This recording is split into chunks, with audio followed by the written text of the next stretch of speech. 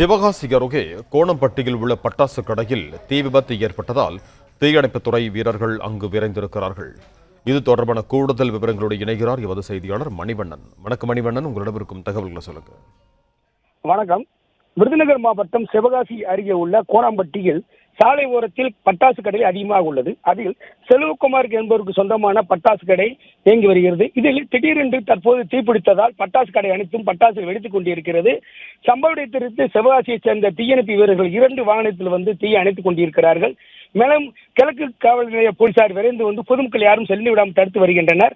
தற்போது இந்த ஒரு கடையில் பிடித்த தீ பக்கத்து கடையில் 2 கடைகளிலும் பரவி 3 கடைகளும் பட்டாசுகள் வெடித்து செதறிக் கொண்டிருக்கிறது. அது வந்து சிவகாசி சாத்தூர் உள்ள மெயினான சாலை வழியாக அந்த பகுதியாக செல்லுகின்ற அனைத்து வாகனம் நிறுத்தப்பட்டுள்ளது. போக்குவரத்து அனைத்தும் பாதிக்கப்பட்டுள்ளதால் வாகனங்கள் அனைத்தும் எந்த வாகனமும் அந்த வழியாக செல்ல போலீசார் அனுமதிக்கப்படவில்லை. யாரும் பொதுமக்கள் யாரும் சென்று விடாமலும் சிவகாசி கிழக்கு காவல்துறையினர் தடுத்து வருகின்றனர். தற்போது சிவகாசியைச் சேர்ந்த தீயணைப்பு வீரர்கள் தீயணைக்கும் போராட்டத்தில் ஈடுபட்டு வருகின்றனர். அணைக்கும் பணியில் தொய்வு ஏற்பட்டுள்ளது. அதாவது பட்டாசு கொடியில் பட்டாசு வெடித்துக் கொண்டே இருப்பதால் பக்கத்தில் தீயணைப்பு வீரர்கள் செல்ல முடியாத சூழ்நிலை ஏற்பட்டுள்ளது. இருந்த போதிலும் தீயணைப்பு வீரர்கள் விரைந்து வந்து அங்கு தீ அணைக்கும் பணியில் ஈடுபட்டு வருகின்றனர். ஒரு கடையில் பிடித்த அந்த பட்டாசு வெடித்து செதறியது பக்கத்து கடைகளிலும் அந்த கடைகள் 2 கடைகளும் சேர்ந்து 3 கடைகளும் தற்போது வெடித்துக் கொண்டிருக்கிறது.